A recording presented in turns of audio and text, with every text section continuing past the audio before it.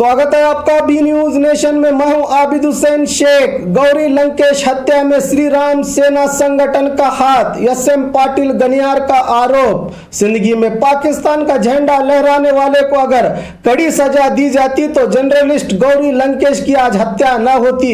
आज एक press meet में एसएम पाटिल गनियार ने गौरी लंकेश हत्या में श्री राम सेना अध्यक्ष प्रमोद मुतालिक पर इल्जाम लगाया कि आरोपियों के पीछे इन्हीं का हाथ है। जिंदगी में पाकिस्तान का झंडा लहराने वाले परशुराम वाघमोरे और दूसरे आरोपियों को मुतालिक ने ही जमानत दिलवाई थी।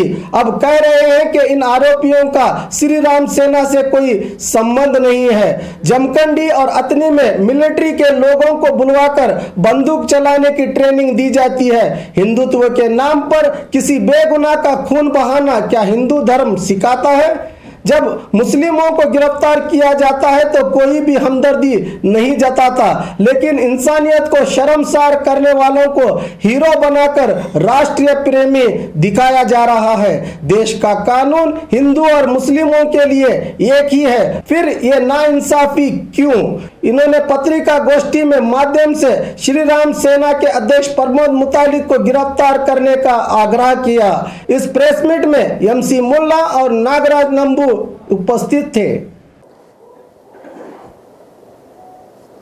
ಪತ್ರಿಕಾಗೋಷ್ಠಿಗೆ ತಮ್ಮೆಲ್ಲರನ್ನು ಆತ್ಮೀಯವಾಗಿ ಸ್ವಾಗತಿಸುತ್ತಾ ಇಂದಿನ ಪತ್ರಿಕಾಗೋಷ್ಠಿಯಲ್ಲಿ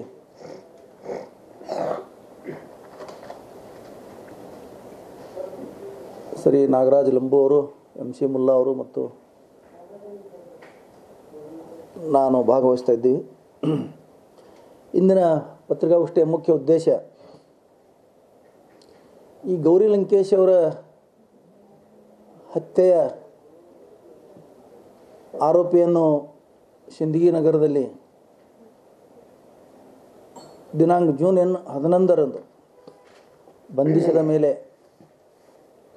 ಸಿಂದಗಿ ಮತ್ತು ಬಿಜಾಪುರದ ಬಗ್ಗೆ ಇಡೀ ಕರ್ನಾಟಕ ರಾಜ್ಯ ಕುತೂಹಲದಿಂದ ನೋಡ್ತಾ ಇದ್ದಾರೆ.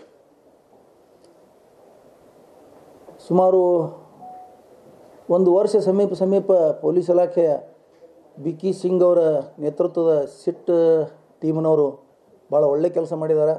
ಅದನ್ನು ನಾನು ಈ ಸಂದರ್ಭದಲ್ಲಿ ಮುಕ್ತ ಕಂಠದಿಂದ ಮಾಡಿಸ್ತೀನಿ. ಅವರಿಗೆ ಪರಶುರಾಮ ವಾಘಮೋರೆಯನ್ನು ಆತನ ಮನೆಯಿಂದ ಬೆಳಿಗ್ಗೆ 6:30 ಗಂಟೆಗೆ ಬಂಧಿಸಿದ ನಂತರ ಅಲ್ಲಿಯ ಜಿಲ್ಲೆಯ ಶ್ರೀರಾಮ್ ಸೇನೆ ಅಧ್ಯಕ್ಷ ಆದಂಥ ರಾಕೇಶ್ ಮಠ್ ಟಿವಿಯಲ್ಲಿ 2 ದಿವಸದ ನಂತರ ಟಿವಿಯವರ ಒಂದು ದೂರವಾಣಿ ಸಮಾಲೋಚನೆಯಲ್ಲಿ ನಾನು ಮತ್ತು ವಾಘಮೋರೆ ಒಂದೇ ಸಂಘಟನೆ ಸದಸ್ಯರಿದ್ದೀವಿ, ನಾವು ಅವರು ಒಟ್ಟಿಗೆ ಇರ್ತಿದ್ವಿ ದಿನಾಲು, ಮತ್ತು ಅವನಿಗೆ ಬಂಧಿಸಿದ್ದು ತಪ್ಪು, ಅವನು ನಿರಪರಾಧಿ ಅಂತೆಲ್ಲ ಹೇಳುತ್ತಾ ಅವನು ನಮ್ಮ ಸಂಘಟನೆ ಸದಸ್ಯನಂತ ಹೇಳ್ತಾರೆ.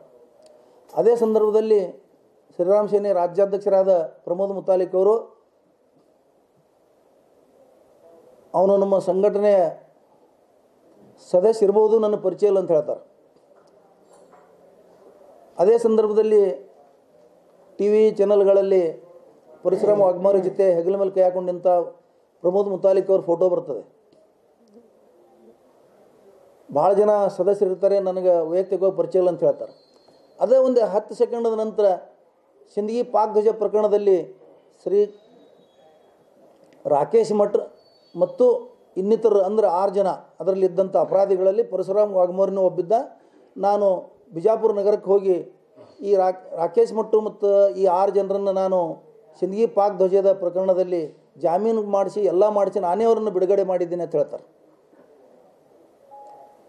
ಒಂದು ಕಡೆ ಹೇಳ್ತಾರೆ ಅವರು ನಮ್ಮ ಸದಸ್ಯರಲ್ಲ, ಇನ್ನೊಂದು ಕಡೆ ಹೇಳ್ತಾರೆ ನಾನೇ ಅವರನ್ನು ಬಿಜಾಪುರಕ್ಕೆ ಹೋಗಿ ಕೋರ್ಟ್ಗಳಿಗೆ ಬಿಜಾಪುರಕ್ಕೆ ಅಲೆದಾಡಿ ನಾನು ಅವರನ್ನು ಜಾಮೀನು ಮೇಲೆ ಬಿಡಿಸೀನಿ ಅಂತ ಹೇಳ್ತಾರೆ. ಏನೂ ಪರಿಚಯ ಇಲ್ಲದವರಿಗೆ ಇವರು ಹೋಗಿ ಬಿಡಿಸೋ ಅವಶ್ಯಕತೆ ಏನಿತ್ತು? ಇವರು ಸಂಘಟನೆಯ ಸದಸ್ಯರಿದ್ದಾರೆ, ಅವರು ಬಿಡಿಸಿದ್ದಾರೆ. ಅವಾಗ ಅದನ್ನು ಹೇಳ್ಕೊಂಡಿದ್ರು ಅವತ್ತು ಅದೇ ಚಾನಲ್ದಲ್ಲಿ. ಆಮೇಲೆ ಇನ್ನೊಂದು ಹಿನ್ನೆಲೆ ನಿಮಗೆ ನೆನಪು ಮಾಡಿಕೊಡ್ಬೇಕಂದ್ರೆ, ಸಿಂದಗಿಯಲ್ಲಿ ಪಾಕ್ ಧ್ವಜ ಹಾರಿಸಿದಂಥ ರಾಕೇಶ್ ಮಠ್ ಮತ್ತು ಇನ್ನಿತರ 6 ಜನ ಏನು ಆರೋಪಿಗಳಿದ್ದರು, ಅವರಿಗೆ ಇವ್ರು ಯಾರೂ ನನಗೆ ಸಂಬಂಧ ಇಲ್ಲ, ಇವರು ನಮ್ಮ ಸಂಘಟನೆ ಸದಸ್ಯರಲ್ಲಂತ ಆಗಿನ ವಿರೋಧ ಪಕ್ಷದ ನಾಯಕರಾದ ಶ್ರೀ ಸಿದ್ದರಾಮಯ್ಯವ್ರ ಮನೆಗೆ ಹೋಗಿ ಇದೇ ಪ್ರಮೋದ್ ಮುತಾಲಿಕ್ ಅವರು ಹೋಗಿ ಅಲ್ಲಿ ಹೇಳಿ ಬರ್ತಾರೆ. ಆ ಸದಸ್ಯರಿಲ್ಲದವರು ಮತ್ತು ಜಿಲ್ಲಾ ಅಧ್ಯಕ್ಷರನ್ನಾಗಿ ಶ್ರೀ ರಾಕೇಶ್ ಮಠವನ್ನು ಮಾಡಿದ್ರು. ಸದಸ್ಯರಿಲ್ಲದವ್ರಿಗೆ, ಪರಿಚಯ ಇಲ್ಲದವ್ರಿಗೆ ಜಿಲ್ಲಾ ಅಧ್ಯಕ್ಷರು ಮಾಡಿದ್ರು ರಾಕೇಶ್ ಮಠವನಿಗೆ. ಇದೇನು ತೋರಿಸ್ತದೆ? ಯಾರ ಕಣ್ಣಲ್ಲಿ ಮಣ್ಣು ಹಾಕ್ಬೇಕಂತಾರೆ ಇವರು? ಯಾರಿಗೆ ಇವರು ವಿಷಯಗಳನ್ನು ಮರೆಮಾಚಬೇಕಂತಾರೆ? ಏನು ಸಮಾಜ ದಡ್ಡಿಲ್ಲ, ಇಡೀ ಸಮಾಜದ ಗೊತ್ತಿದೆ. ಇವರು ಒಳಗೊಂದು ಹೊರಗೊಂದು ಮಾಡ್ತಾ ಇದ್ದಾರೆ. ರಾಕೇಶ್ ಮಠನ ಜಿಲ್ಲಾಧ್ಯಕ್ಷ ಮಾಡಿದ್ರು. ಒಬ್ಬ ಅಪರಾಧಿಗೆ, ಪಾಕಿಸ್ತಾನ ಧ್ವಜ ಹಾರಿಸಿದಂಥ ಒಬ್ಬ ಅಪರಾಧಿಯನ್ನು ಜಿಲ್ಲಾಧ್ಯಕ್ಷನನ್ನಾಗಿ ಅವನನ್ನು ನಾಯಕನಾಗಿ ಮಾಡಲು ಪ್ರಯತ್ನ ಮಾಡಿದ್ರು ಇವರು. ಅದೇ ಟೀಮಿನ 6 ಜನ ಇವರೆಲ್ಲರೂ ಶ್ರೀಕಾಂತ್, ಇದು ರಾಕೇಶ್ ಮಠ್ ಮತ್ತು ಈ 6 ಜನರನ್ನು ಒಂದು ವೇಳೆ ಪಾಕಿಸ್ತಾನ ಧ್ವಜದ ಪ್ರಕರಣದಲ್ಲಿ ಬಂಧಿಸಿದ್ರು. ಆಗಿನ SP ಅವರು ಆ ಕೇಸನ್ನು ಮುಚ್ಚಿ ಹಾಕಿದ್ರು. ರಾಜಪ್ಪನಂತ ಒಬ್ಬ SP ಇದ್ದರು, ಮಹಾನುಭಾವರು. ಅವರು ಆ ಕೇಸ್ ಒಂದು ವೇಳೆ ಮುಚ್ಚಿ ಹಾಕಿರದೇ ಇದ್ದರೆ ಇವತ್ತು ಗೌರಿ ಕೊಲೆ ಆಗ್ತಿರಲಿಲ್ಲ. ಯಾಕಂದ್ರೆ ಅವ್ರಿಗೆ ಸರಿಯಾಗಿ ಶಿಕ್ಷೆ ಕೊಟ್ಟಿದ್ರೆ, ಈ RSS ಇದು ಈ ಶ್ರೀರಾಮ್ ಸೇನೆ ಕಾರ್ಯಕರ್ತರಿಗೆ ಸರಿಯಾಗಿ ಶಿಕ್ಷೆ ಕೊಟ್ಟಿದ್ರೆ, ಅವರನ್ನು ಬಂಧನಕ್ಕೊಳಪಡಿಸಿ ಜೈಲ್ದಾಗ ಹಾಕಿದ್ರೆ ಇದು ಕೊಲೆ ಆಗ್ತಿರಲಿಲ್ಲ ಇವತ್ತು. ಆಮೇಲೆ ಶ್ರೀರಾಮ್ ಸೇನೆಯ ವತಿಯಿಂದ ಅಥಣಿ ಮತ್ತು ಜಮಖಂಡಿಯಲ್ಲಿ ಬಂದೂಕ್ ತರಬೇತಿ ಮತ್ತು ಇನ್ನಿತರ ತರಬೇತಿಗಳನ್ನು ಶ್ರೀರಾಮ್ ಸೇನೆ ವತಿಯಿಂದ ಕೊಟ್ಟಿದ್ದು ಪೊಲೀಸ್ ಇಲಾಖೆಯ ಇಂಟೆಲಿಜೆನ್ಸ್ ಬ್ರ್ಯಾಂಚ್ನಲ್ಲಿ ರೆಕಾರ್ಡ್ಗಳಿದಾವೆ. ಅಲ್ಲಿ ಲೋಕಲ್ ಜನ ಪ್ರತಿಭಟನೆ ಮಾಡಿದ್ರು ಸಹಿತ ಪೊಲೀಸರು ಕಿವ್ಯಾಗ ಹಾಕೊಳ್ಳಿಲ್ಲ ಅವಾಗ, ಜಮಖಂಡಿಯಲ್ಲಿ ಮತ್ತು ಅಥಣಿಯಲ್ಲಿ. ಇವೆಲ್ಲ ಏನು ಅವ್ರಿಗೆ ಬಿಟ್ಕೋತ ಬಂದರು, ಸಲಿಗೆ ಕೊಟ್ಟರು. ಅದರಿಂದನೇ ಇವೆಲ್ಲ ಇವರು ಬೆಳೆದು ಇವತ್ತೊಬ್ಬ ಕೊಲೆಗಡಕರಾಗಿ ತಯಾರಾಗಿದ್ದಾರೆ. ಆ ಕೊಲೆಗಡಕರನ್ನು ತಯಾರು ಮಾಡಿದವರು ಶ್ರೀರಾಮ್ ಸೇನೆಯ ಅಧ್ಯಕ್ಷ ಆದಂಥ ಪ್ರಮೋದ್ ಮುತಾಲಿಕರಂತ ನಾನು ಘಂಟಾಘೋಷವಾಗಿ ಇವತ್ತು ಹೇಳ್ತೇನೆ. ಆ ಸದಸ್ಯರನ್ನು ಅವರು ಎಲ್ಲೆಲ್ಲಿ ಪೊಲೀಸ್ ತರಬೇತಿ ಕೊಟ್ಟರು, ಬಂದೂಕ್ ತರಬೇತಿ ಕೊಟ್ಟರು. ಆ ಬಂದೂಕ್ ತರಬೇತಿ ಯಾರು ಕೊಟ್ಟಂತ ಕೇಳಿದ್ರೆ TV ಚಾನೆಲ್ಗಳಲ್ಲಿ ಇವತ್ತು ರೆಕಾರ್ಡ್ ಇದೆ. ಮಿಲಿಟರಿ ನಿವೃತ್ತ ಅಧಿಕಾರಿಗಳನ್ನು ಕರೆಸಿ 3 ದಿವಸ ಟ್ರೈನಿಂಗ್ ಕೊಟ್ಟರು ಇವರು. ಪೊಲೀಸರು ಇವತ್ತಿಗೂ ವಿಚಾರ ಮಾಡಿಲ್ಲ, ಯಾಕೆ ನೀವು ಟ್ರೈನಿಂಗ್ ಕೊಡ್ತಾ ಇದ್ದೀರಿ, ಏನು ಟ್ರೈನಿಂಗ್ ಕೊಡ್ತಾ ಇದ್ದೀರಿ, ಬಂದೂಕ್ ಟ್ರೈನಿಂಗ್ ಯಾಕೆ ಕೊಡ್ತೀರಿ, ರಿವಾಲ್ವರ್ ಟ್ರೈನಿಂಗ್ ಯಾಕೆ ಕೊಡ್ತೀರಿ ಅಂತ ಪೊಲೀಸರು ಕೇಳಲಿಲ್ಲ.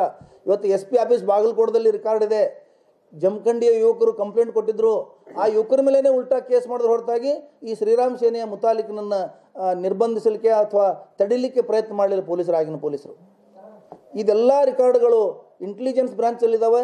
ಶ್ರೀ BK ಸಿಂಗ್ ಅವ್ರ ನೇತೃತ್ವದಲ್ಲಿರೋಂಥ ಸಿಟ್ ಏನು ಒಂದು ಅದು ಟೀಮ್ ಇದೆ. ಆ ಟೀಮ್ನವರು ಅದೆಲ್ಲ ಜಾಲಾಡಿ ಅಲ್ಲಿ ಎಲ್ಲೆಲ್ಲಿ ಟ್ರೈನಿಂಗ್ ಕೊಟ್ಟರು ರೆಕಾರ್ಡ್ ಇದೆ, ಅದನ್ನು ತಂದು ತನಿಖೆಗಳಿಗೆ ಒಳಪಡಿಸಬೇಕಂತ ನಾನು ಈ ಸಂದರ್ಭದಲ್ಲಿ ಹೇಳ್ತೀನಿ. ಮುಖ್ಯವಾಗಿ ಶ್ರೀರಾಮ್ ಸೇನೆ ಮುಖ್ಯಸ್ಥ ಆದಂಥ ಪ್ರಮೋದ್ ಮುತಾಲಿಕ್ ಇದರೆಲ್ಲದರ ಹಿಂದಿನ ಸೂತ್ರಧಾರರು ಅವರು. ಅವ್ರಿಗೆ ಗೊತ್ತಿದೆ ಏನು ಮಾಡ್ಬೇಕು ಅನ್ನೋದು.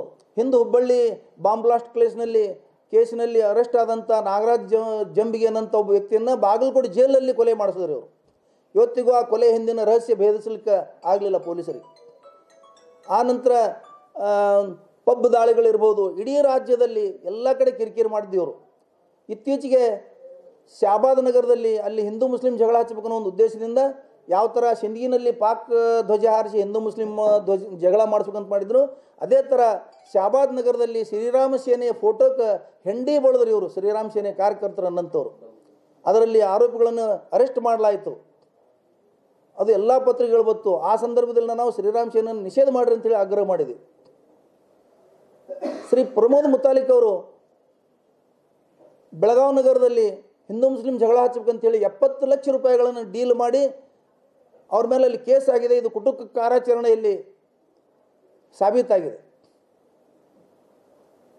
ಪರಶುರಾಮ ವಾಘಮೋರೆಯನ್ನು ಬಂಧಿಸಿದ ನಂತರ ಶ್ರೀರಾಮ್ ಸೇನೆಯ ವಲಯ ಸಂಚಾಲಕ ಅಂತ ಹೇಳ್ಕೊಳ್ಳೋಂಥ ನೀಲಕಂಠ ಕಂದಗಲ್ ಫೇಸ್ಬುಕ್ನಲ್ಲಿ ಅದನ್ನು ಸಮರ್ಥನೆ ಮಾಡಿಕೊಂಡು ಫೇಸ್ಬುಕ್ನಲ್ಲಿ ಪೋಸ್ಟ್ ಹಾಕ್ತಾರೆ. ಇಂಥ ವಾಘಮೋರೆ ಪರಶುರಾಮ ವಾಘಮೋರೆಗಳು ಮನೆಗಳಲ್ಲಿ ಹಿಂದೂ ಧರ್ಮದ ರಕ್ಷಣೆಗಾಗಿ ಹುಟ್ಟಬೇಕಾಗ್ತದೆ ಅಂತ ಹೇಳ್ತಾ ಇದ್ದಾರೆ. ಮಂಚೇಶ್ವರಿ ತೊನಸಾಳನಂತ ಒಬ್ಬ ಹೆಣ್ಮಗಳು, ಮಂಜಾಲೇಶ್ವರಿ, ಒಂದು ಸೆಕೆಂಡ್ ಹೆಸರು ಹೇಳ್ತೀನಿ, ಮಂಚಾಲೇಶ್ವರಿ ತೊನಸಾಳನಂತ ಒಬ್ಬರು ಹೆಣ್ಮಗಳು BJP ಮಹಿಳಾ ಘಟಕ ಅಧ್ಯಕ್ಷ ಅಂತ ಹೇಳ್ಕೊತಾರೆ. ಅವರು ಶ್ರೀರಾಮ್ ಸೇನೆ ಸದಸ್ಯರು ಅಂತ ಹೇಳ್ಕೊತಾರೆ. ಅವರು ಪೋಸ್ಟ್ ಮಾಡ್ತಾರೆ, ಆ ಕೊಲೆ ಕೇಸನ್ನು ಆರೋಪಿಯನ್ನು ಅರೆಸ್ಟ್ ಮಾಡಿದ ತಪ್ಪು ಮತ್ತು ಆ ಕೊಲೆ ಮಾಡಿದ್ದು ಸಮರ್ಥನೆ ಮಾಡಿಕೊಂಡು ಶ್ರೀರಾಮ ಸೇನೆ ಅಧ್ಯಕ್ಷರವರು, ಇವರು ಶ್ರೀರಾಮ ಸೇನೆ ಸದಸ್ಯರು, ಇವರೆಲ್ಲರೂ ಸೂತ್ರಧಾರ ಅಂದ್ರೆ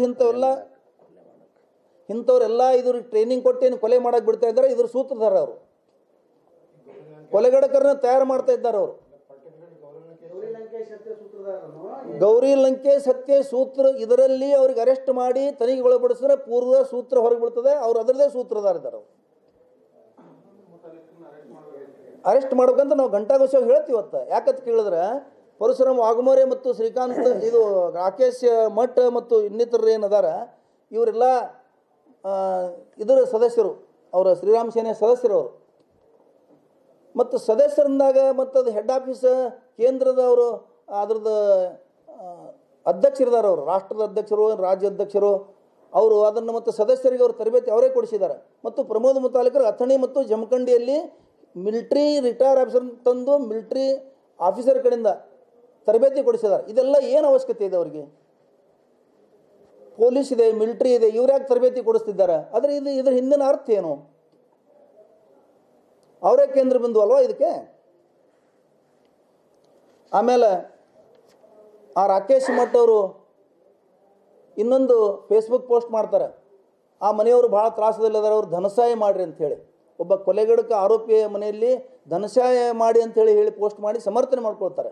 ಆಮೇಲೆ ಸಿಟ್ನವ್ರು ಅವರಿಗೆ ಕರೆಸಿ ಎನ್ಕ್ವೈರಿ ಮಾಡಿ ಹೊರಗೆ ಬಿಟ್ಟಾಗ ನಾನು ಪತ್ರಿಕಾಗೋಷ್ಠಿ ನಡೆಸಿ ಇದನ್ನು ಹೇಳ್ತೀನಿ ಇದ್ರ ಬಗ್ಗೆ ಅಂತ ಹೇಳ್ತಾರೆ. ಅಂದ್ರೆ ಸಿಟ್ನವ್ರು ಇದನ್ನು ಗಮನಕ್ಕೆ ತಗೋಬೇಕು. ಇವರೇನು ಇವರಿಗೆ ಧುರೀಣರನ್ನು ನಾಯಕರನ್ನಾಗಿ ಮಾಡಿ ಹೊರಗೆ ಬಿಡ್ತಾ ಇದ್ದಾರೆ ಏನು ಅವ್ರಿಗೆ? ಆ ನಂತರ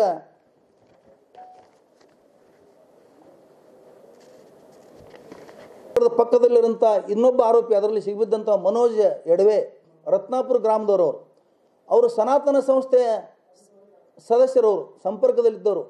ಅವ್ರು ಏನು ಹೇಳ್ತಾ ಇದ್ದಾರೆ ಊರಲ್ಲಿ ಅಂದರೆ, ನಾನು ಒಂದು ಮಠದಲ್ಲಿದ್ದೀನಿ ಸುರತ್ಕಲ್ಲದ ಸನಾತನ ಸಂಸ್ಥೆ ಸ್ಥಾನದಲ್ಲಿದ್ದಾರೆ ಅವರು, ಸನಾತನ ಸಂಸ್ಥೆ ಆಶ್ರಯದಲ್ಲಿ ಇದ್ದಾರೆ ಅವರು ಒಬ್ಬರು ಆರೋಪಿ. ಇದೇನು ತೋರಿಸ್ತಂತ ಹೇಳಿದ್ರೆ, ಇವತ್ತು ಸನಾತನ ಸಂಸ್ಥೆ ಇರ್ಬೋದು, ಶ್ರೀರಾಮ್ ಸೇನೆ ಇರ್ಬೋದು, ಇವರೆಲ್ಲರೂ ಸನಾತನ ಸಂಸ್ಥೆ ಭಾಳ ಸಲ ಈ ದಾಬೋಲ್ ಪನ್ಸಾರೆ ಮತ್ತು ಕಲಬುರ್ಗಿ ದಾಬೋಲ್ ಅವರ ಕೊಲೆ ಕೇಸಲ್ಲಿ ಅವ್ರ ಹೆಸರು ಬಂದೋಗಿದೆ ಸನಾತನ ಸಂಸ್ಥೆದು.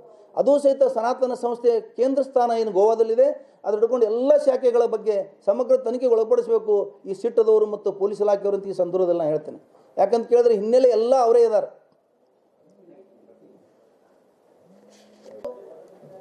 ಒಂದೊಂದು ಕೇಸಲ್ಲಿ ಒಂದೊಂದು ನೀತಿ ಅಳವಡಿಸ್ತಾ ಇದ್ದಾರೆ ಅಂತ ನಾ ಈ ಸಂದರ್ಭದಲ್ಲಿ ಹೇಳಬೇಕಾಗ್ತದೆ.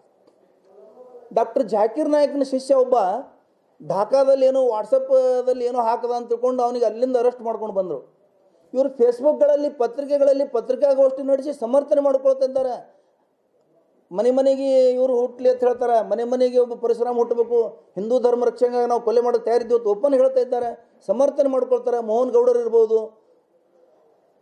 ಇಂಥವ್ರೆಲ್ಲರಿಗೂ ಇವ್ರಿಗೆ ಮೊದಲು ಅರೆಸ್ಟ್ ಮಾಡಿ ಒಳಗೆ ಹಾಕಬೇಕು. ಇವರಿಗೆ ಒಳಗೆ ಹಾಕಿ ಎನ್ಕ್ವೈರಿ ಮಾಡಿದಾಗ ಮಾತ್ರ ಇದು ಸತ್ಯ ಹೊರಗೆ ಬರ್ತದೆ, ಅವರು ಆರೋಪ ಸಾಬೀತಾಗ್ತದೆ. ಹುತ್ತಿನಲ್ಲಿ ಇಟ್ಟು ಹುತ್ತಿಗೆ ಹೊಡಿತಾ ಇದ್ದಾರೆಲ್ಲ. ಮೊದಲು ಹಾವು ಹೊರಗೆ ತೆಗೆದಾಗ ಅದು ಸಾಯ್ತದ ಹೊರತಾಗಿ ಕೇವಲ ಹಾವು ನಾವು ಹೊಡಿತೀವಿ, ಹಾವು ಸಾಯಿ ಹೊಡಿತೀವಿ ಅಂತ ಹೇಳೋದು, ಹುತ್ತಿಗೆ ಹೊಡೆದ್ರೆ ಹಾವು ಸಾಯೋದಿಲ್ಲ. ಅದಕ್ಕೆ ನಿಜವಾಗಲೂ ಇದು ಇದ್ರ ಬಗ್ಗೆ ಒಂದು ನಿರಂತರ ಮತ್ತು ನಿಷ್ಪಕ್ಷಪಾತ ತನಿಖೆ ಆಗಬೇಕಾಗಿದ್ದರೆ ಇವ್ರಿಗೆ ಹಿಡಿಬೇಕು, ಇವ್ರು ಸರಿಯಾಗಿ ತನಿಖೆಗೆ ಒಳಪಡಿಸಬೇಕು ಅಂತ ಈ ಸಂದರ್ಭದಲ್ಲಿ ಹೇಳ್ತಾ, ಇನ್ನು PDP ಕೇರಳದ ಪಕ್ಷದ ಒಬ್ಬ ಮದನಿ ಅಂತವನಿಗೆ ಒಂದು ಫೋನ್ ಕಾಲ್ ಮೇಲೆ, ಕೊಡಗದಲ್ಲಿ ಒಬ್ಬ ಕಾರ್ಯಕರ್ತ ಫೋನ್ ಕಾಲ್ ಮೇಲೆ ಅವ ನನಗೆ ಸಂಪರ್ಕದಲ್ಲಿದ್ದಾನು ದೃಷ್ಟಿದಿಂದ ಚಿನ್ನಸ್ವಾಮಿ ಸ್ಟೇಡಿಯಮ್ದ, ಬೆಂಗಳೂರಿನ ಚಿನ್ನಸ್ವಾಮಿ ಸ್ಟೇಡಿಯಮ್ದ ಕೇಸಲ್ಲಿ ಅವರನ್ನು ಅಪರಾಧಿಯನ್ನಾಗಿ ಮಾಡಿ ಇವತ್ತು 11 ವರ್ಷ ಆಯಿತು, ಜಾಮೀನು ಕೊಡ್ತಾ ಇಲ್ಲ. ಹುಬ್ಬಳ್ಳಿಯ ಒಬ್ಬ ಡೆಕ್ಕನಹಳ್ಳಿ ಪತ್ರಕರ್ತನ ರಾತ್ರೋರಾತ್ರಿ ಕರ್ಕೊಂಡು ಹೋದರು. ಅವಾಗ ಸಿಂಪತ್ತಿ ಹುಟ್ಟುವುದಿಲ್ಲ. ಈಗ ಪರಶುರಾಮನ ತಾಯಿ ಭಾಳ ರೋಧಿಸ್ತಾ ಇದ್ದಾಳೆ, ತಂದೆ ಭಾಳ ತ್ರಾಸಿದೆ ಅಂದರೆ ಮುಸ್ಲಿಂ ಹುಡುಗರನ್ನು ಹಿಡ್ಕೊಂಡು ಹೋದಾಗ ಅವರು ವಿಜೃಂಭಣೆಯನ್ನು ವಿಜಯೋತ್ಸವ ಆಚರಿಸ್ತಾರೆ. ಅವ್ರ ತಾಯಿ ತಂದೆಗಳು, ಅವ್ರ ಕುಟುಂಬದವರು ಅವರು ಹೇಳ್ತಿದ್ರು. ಅವ್ರ ಬಗ್ಗೆ ಯಾರೂ ಅನ್ಕಂಪ್ ತೋರಿಸಲಿಲ್ಲ. ಅವ್ರ ಬಗ್ಗೆನೂ ಅನ್ಕಂಪ್ ತೋರಿಸ್ಬೇಕಾಗಿತ್ತಲ್ಲ. ಯಾರ ಮನ್ಯಾಗ ಅರೆಸ್ಟ್ ಮಾಡ್ತಾರೋ ಅವ್ರ ಮನ್ಯಾಗ ಅಳ್ತಿರ್ತಾರೆ, ಎಲ್ಲರ ಮನ್ಯಾಗ. ಇವತ್ತು ಸಿಟ್ನವ್ರದ್ದು ನಂದೊಂದು ವಿಚಾರ ಏನಂದರೆ, ಇವತ್ತು ಪರಶುರಾಮ್ ವಾಘಮಾರೆ ತಂದೆ ಅಶೋಕ್ ವಾಘಮಾರೆಯನ್ನು ಬೆಂಗಳೂರಿಗೆ ಕರೆಸಿ ಅವನಿಗೆ ಭೇಟಿ ಮಾಡಿಸಲಿಕ್ಕೆ ಬಿಟ್ಟರು. ಎಷ್ಟು ಜನ ಮುಸ್ಲಿಂ ಅಮಾಯಕ ಯುವಕರನ್ನು ಹಿಡಿದು ಇವತ್ತಿಗೆ ನೀವು ತಾಯ್ತಂದಿಗೆ ಭೇಟಿ ಮಾಡ್ಲಿಕ್ಕೆ ಬಿಟ್ಟಿದ್ದೀರಿ?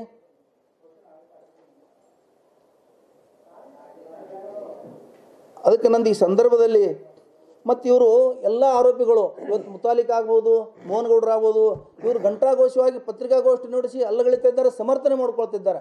ಮೊನ್ನೆ CM ಇಬ್ರಾಹಿಂ ಅವರು ನಮ್ಮ ಕಾಂಗ್ರೆಸ್ ಪಕ್ಷ ನಾಯಕರು ಮತ್ತು ಮಾಜಿ ಕೇಂದ್ರ ಸಚಿವರು ವಿಧಾನ ಪರಿಷತ್ ಸದಸ್ಯರಾದಂಥ ಇಬ್ರಾಹಿಂ ಅವರು ಮುತಾಲಿಕರನ್ನು ಉದ್ದೇಶಿಸಿ ಈ ಕೇಂದ್ರ ಸ್ಥಾನವನ್ನು ತನಿಖೆ ಮಾಡಿರಿ ಮತ್ತು ಮುತಾಲಿಕರು ಇಂಥವೆಲ್ಲ ಮಾಡಬಾರ್ದು, ಸಮಾಜದಲ್ಲಿ ಯುವಕರನ್ನು ದಾರಿ ತಪ್ಪಿಸೋಂಥ ಕೆಲಸ ಮಾಡಬಾರ್ದಂತ ಒಂದು ಹಿತವಚನೆ ಹೇಳಿದ ಬಳಿಕ ಅವರಿಗೆ ಇವತ್ತು ಆ ರವಿ ಪೂಜಾರಿ ಅನ್ನೋಂಥವನು ಒಂದು ವಾಟ್ಸಪ್ದಿಂದ ಇವ್ರಿಗೆ ಕೊಲೆ ಬೆದರಿಕೆ ಬರ್ತಾ ಇದೆ. ಇವ್ರ ತಂತ್ರ ಏನು ಅಂದರೆ ಯಾರು ಇದ್ರ ಬಗ್ಗೆ ಮಾತಾಡ್ತಾರೆ ಅವರಿಗೆ ಬೆದರಿಸೋದು, ಹೆದರಿಸೋದು, ಮತ್ತು ಯಾರು ಇವ್ರ ವಿರುದ್ಧ ಮಾತಾಡ್ತಾರೆ ಅವ್ರು ದೇಶದ್ರೋಹಿಗಳು, ಇವ್ರು ಮಾತ್ರ ದೇಶ ಪ್ರೇಮಿಗಳು. ಏನು ಹಿಂದೂ ಧರ್ಮವನ್ನು ಉಳಿಸಲಿಕ್ಕೆ ಕೊಲೆ ಮಾಡೋಂತ ಎಲ್ಲಿಯಾದರೂ ಹಿಂದೂ ಧರ್ಮದಲ್ಲಿದೆಯಾ? ಇಸ್ಲಾಂ ಧರ್ಮದ ಬಗ್ಗೆ ನೀವು ಕೊಲೆ ಮಾಡಲಿಕ್ಕೆ ಕುರಾನ್ದಲ್ಲಿದೆ ಅಂಥೇಳಿ ನೀವು ಪ್ರಚಾರ ಮಾಡ್ತಾ ಇದ್ದೀರಿ. ಮತ್ತು ಹಾಗಾದ್ರೆ ನೀವು ಘಂಟಾಘೋಷವಾಗಿ ಕೊಲೆ ಮಾಡ್ತಾ ಇದ್ದೀರಿ. ಹಿಂದೂ ಧರ್ಮದಲ್ಲಿ ಎಲ್ಲಿಯಾದರೂ ಒಂದು ವಾಕ್ಯ ಇದೆಯಾ ಮಾನವನನ್ನು ಕೊಲ್ಲಂತಿದೆಯಾ? ಹಾಗಾದ್ರೆ ನಾವು ನಂಬೇಕಾಗ್ತದೆ ಇವತ್ತು, ನೀವು ನಿಮ್ಮ ತತ್ವವನ್ನು ನಾವು ನಂಬೇಕಾಗ್ತದೆ ಇವತ್ತು ನೀವು ಹೇಳೋದನ್ನು. ಎಲ್ಲಿಯೂ ಇಲ್ಲ. ಸರ್ವೇ ಜನ ಸುಖಿನೋ ಭವಂತು, ಬದುಕಲು ಬಿಡೋನಂಥ ಹಿಂದೂ ಧರ್ಮದ ಒಂದು ತತ್ವದಲ್ಲಿ ಅವರು ಹಿಂದೂ ಧರ್ಮಕ್ಕೆ ಅಪಚಾರ ಮಾಡ್ತಾ ಇದ್ದಾರೆ. ಇಡೀ ಹಿಂದೂ ಸಮಾಜವನ್ನು ನಾನು ಈ ದೃಷ್ಟಿಯಿಂದ ಆಗ್ರಹ ಮಾಡ್ತೀನಿ, ಇಂಥವ್ರನ್ನ ತಡಿಲಿಕ್ಕೆ ನೀವು ಪ್ರಯತ್ನ ಮಾಡಿರಿ, ಇಂಥವ್ರನ್ನ ನೀವು ನಿರ್ಬಂಧಿಸ್ರಿ ಅಂತೇಳಿ ನಾನು ಹಿಂದೂ ನಾಯಕರನ್ನು, ಹಿಂದೂ ಧರ್ಮದ ಸಹೋದರರನ್ನು ನಾನು ಈ ಸಂದರ್ಭದಲ್ಲಿ ಆಗ್ರಹ ಮಾಡಬೇಕಾಗ್ತದೆ. ಇವರು ಹಿಂದೂ ಧರ್ಮಕ್ಕೆ ಮಸಿ ಬೆಳಿತಾ ಇದ್ದಾರೆ, ಹಿಂದೂ ಧರ್ಮದ ತತ್ವಗಳಿಗೆ ತಿಲಾಂಜಲಿ ಕೊಡ್ತಾ ಇದ್ದಾರೆ. ಇವರು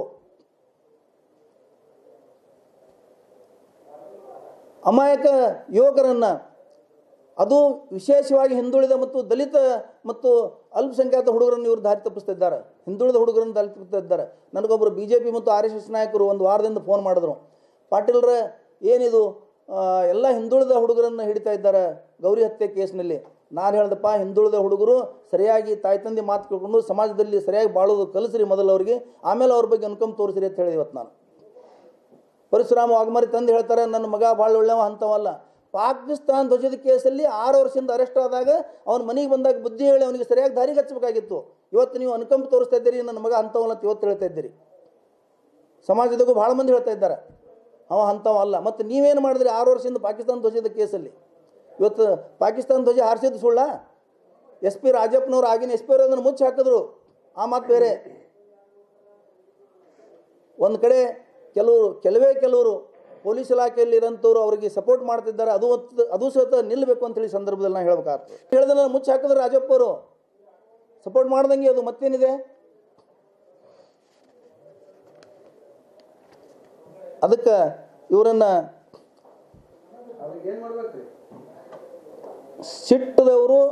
ಸಿಟ್ಟದವರನ್ನು ಇವರು ದಾರಿ ತಪ್ಪಿಸ್ತಾ ಇದ್ದಾರೆ. ಆಮೇಲೆ ಇವತ್ತು ನಾನು ಪತ್ರಿಕೆಯಲ್ಲಿ ನೋಡಿದೆ, ಈ ಆರೋಪಿಗಳ ಪರವಾಗಿ ಹೈಕೋರ್ಟಲ್ಲಿ ಮ್ಯಾಜಿಸ್ಟ್ರೇಟ್ಗಳನ್ನು ಹೆದರಿಸಲಿಕ್ಕೆ ಕೇಸ್ ಹಾಕಿದ್ದಾರೆ. ಮ್ಯಾಜಿಸ್ಟ್ರೇಟ್ಗಳ ಮೇಲೆ ನಮಗೆ ಕೇರ್ ಮಾಡ್ತಾ ಇಲ್ಲ, ಪೊಲೀಸರು ನಮಗೆ ಹಿಂಸೆ ಮಾಡ್ತಾ ಇದ್ದಾರೆ.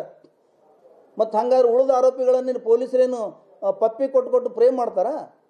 ಆರೋಪಿಗಳಿಗೆ ಯಾವ ಥರ ಟ್ರೀಟ್ ಮಾಡಬೇಕು ಅದೇ ಥರ ಇದೇ ಆರೋಪಿಗಳಿಗೂ ಟ್ರೀಟ್ ಮಾಡ್ತಾ ಇದ್ದಾರೆ. ಇವ್ರ ಬಗ್ಗೆ ಕೇಸ್ ಮಾಡ್ತಾರೆ, ಇವ್ರ ಬಗ್ಗೆ ಹೈಕೋರ್ಟಿಗೆ ಹೋಗಿದ್ದಾರೆ, ಮ್ಯಾಜಿಸ್ಟ್ರೇಟ್ಗಳನ್ನು ಹೆದರಿಸ್ಬೇಕಂತಾರೆ, ನ್ಯಾಯಾಂಗ ಇಲಾಖೆಯನ್ನು ಹೆದರಿಸ್ಬೇಕಂತ ಮಾಡ್ತಾ ಇದ್ದಾರೆ ಇವರು.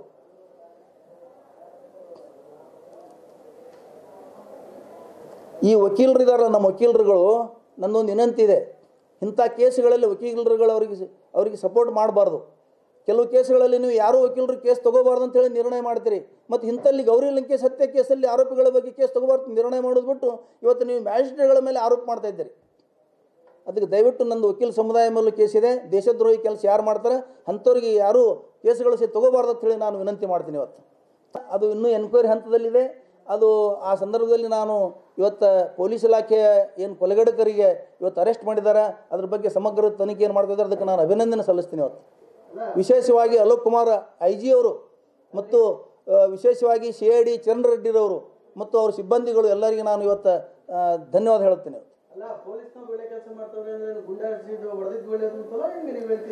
ಎಲ್ಲ ಪೊಲೀಸ್ನವರು ಕೆಟ್ಟವ್ರಲ್ಲ, ಎಲ್ಲ ಪೊಲೀಸ್ನವರು ಒಳ್ಳೆಯವರಲ್ಲ. ಪೊಲೀಸ್ ಇಲಾಖೆಯಲ್ಲಿಯೇ ಕೆಲವು ಇಂಥ ಕೆಟ್ಟ ಜನರನ್ನು ಇಡೀ ಇಲಾಖೆಗೆ ಕೆಟ್ಟ ಹೆಸರು ಬರುವ ಪರಿಸ್ಥಿತಿ ಬಂದಿದೆ. ಅದನ್ನು ನಿರ್ಬಂಧಿಸಬೇಕು. ಇವತ್ತು ನಿನ್ನಿನ ದಿವಸ ಪೊಲೀಸರ ಆಫೀಸರ್ಗಳ ಸಭೆಯಲ್ಲಿ ಮುಖ್ಯಮಂತ್ರಿಗಳು ಸಹಿತ ಇದೇ ಒಂದು ವಿಷಯದ ಮೇಲೆ ಭಾಳ ಗಂಭೀರ ಚಿಂತನೆ ಮಾಡಿ ಅವರು ವಾರ್ನಿಂಗ್ ಕೊಟ್ಟಿದ್ದಾರೆ. ಅಲ್ಲ ಅಲ್ಲಿ ಇದಕ್ಕೆಲ್ಲ ಮೂಲ ಕಾರಣ ಮರಳು ಮಾಫಿಯಾ. ನಿಮ್ದೇ ಸರ್ಕಾರ ಇತ್ತು, ನೀವೇ ಎಲ್ಲ ಇತ್ತು, ನಿಮ್ದೇ ಕುಮ್ಮಕ್ಕಿಂದಲೇ ಇದು ನಡೆದೈತೆ ಅಂತ ಹೇಳ್ತಾರಲ್ಲ. ಮತ್ತೆ ಸರ್ ಆ ವಿಷಯದ ಬಗ್ಗೆ ನಾನು ಇನ್ನೊಂದ್ಸಲ ಪತ್ರಿಕಾಗೋಷ್ಠಿ ಕರಿತೀನಿ. ಯಾವಾಗ ಕರೀತೀರಿ? ಕರಿತೀನಿ, ನಾಳೆ ಬೆಳಗ್ಗೆನೇ ಕರೆಯೋನು. ಅದ್ರ ಬಗ್ಗೆ ಮತ್ತೆ ಬೇರೆ ಹೇಳೋನು. ಈಗ ನನಗೆ ಮುಖ್ಯವಾಗಿ ಶ್ರೀರಾಮ ಸೇನೆಯ ಬಗ್ಗೆ ಮತ್ತು ಈ ಕೊಲೆಗಡಕರ ಬಗ್ಗೆ ಹೇಳಬೇಕಾಗಿದೆ ಇವತ್ತು. ಅದಕ್ಕೆ ನಾನು ಗಮನ ಕೊಟ್ಟು ಹೇಳ್ತಾ ಇದ್ದೆ. ನಿಮ್ಮ ಮಾತಿನ ಉತ್ತರ ಇನ್ನೊಂದು ಸಲ ಪತ್ರಿಕಾಗೋಷ್ಠಿ ನಡೆಸಿ ಹೇಳ್ತೀನಿ ಹೊರತಾಗಿ ಇವತ್ತು ಹೇಳಲ್ಲ. ಅದಕ್ಕೆ ಇದೆ, ನೀವು ಹೇಳೋದ್ರಲ್ಲಿ ಅರ್ಥ ಭಾಳ ಇದೆ. ಎಲ್ಲ ಪಕ್ಷದ ಸರ್ಕಾರಗಳಿದ್ದಾಗ ಮರಳು ಮಾಫಿಯಾ ಬೆಳೆದಿದ್ದು ನಿಜ. ಅದ್ರ ಬಗ್ಗೆ ನಾನು ಇವತ್ತೇನು ಮಾತಾಡೋದು. ನಾನು ಇವತ್ತು ಭಯ ಇದ್ದರೆ ನಾವೇನು 3 ಜನ ಕೂತೀವಿ, ದೇವರು ಹುಟ್ಟಿಸಿದ್ದಾನೆ, ಕಾಯುವವನು ಕೊಲ್ಲುವ ಅವನೇ ಇದ್ದಾನೆ. ನಮ್ಗೆ ಯಾವ ಭಯನೂ ಇಲ್ಲ, ಏನಿಲ್ಲ, ಯಾವ ಮುತಾಲಿಕು ಭಯ ಇಲ್ಲ, ಯಾವ ಈ ಮರಳು ಮಾಫಿಯಾದವ್ರದ್ದು ಭಯ ಇಲ್ಲ. ನಾವು ನಿಷ್ಪಕ್ಷಪಾತವಾಗಿ ಮಾತಾಡ್ತೀವಿ, ನಾಳೆನೂ ಮಾತಾಡ್ತೀವಿ, ನಿನ್ನೆನೂ ಮಾತಾಡ್ತೀವಿ, ಇವತ್ತು ಮಾತಾಡ್ತಾ ಇದ್ದೀವಿ. ಸಂಘಟನೆಯಿಂದ ಈಗ ಕಾಂಗ್ರೆಸ್ ಪಕ್ಷಕ್ಕೂ ಮತ್ತು ನಾನು ಏನಾಗ್ತದಂದ್ರೆ, ಇದು ಕಾಂಗ್ರೆಸ್ ಪಕ್ಷದ ಧೋರಣೆ ಏನಿದೆ ಅವ್ರದ್ದು ಏನಿದೆ ಅದು ತಾವು ಮಾಡ್ಕೋತಾರೆ, ನಮಗೆ ನಿರ್ದೇಶನ ಬರ್ತದೆ. ಇಲ್ಲ ಇವತ್ತಿನ ಇದಕ್ಕೆ ನಾನು 5 ಸಂಘಟನೆಯಿಂದ ಪತ್ರಿಕಾಗೋಷ್ಠಿ ಮಾಡ್ತಿದ್ದೇನೆ. ಯಾಕಂತ ಕೇಳಿದ್ರೆ ಇದು ಒಂದು ಕೊಲೆ ಕೇಸ್ ಇದೆ. ಇದು ಒಂದು ಸಂಘಟನೆ ಮೇಲೆ ನಂದು ಆರೋಪ ಇದೆ ಇವತ್ತು. और खबरों के लिए देखते रहिए बी न्यूज नेशन।